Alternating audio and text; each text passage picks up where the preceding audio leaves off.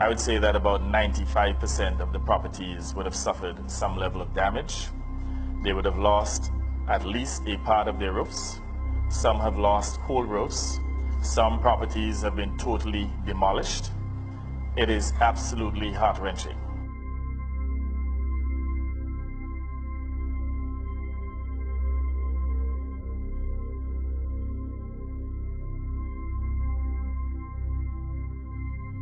Me and my family of 7, including an infant of 2 months, had to shelter in a closet.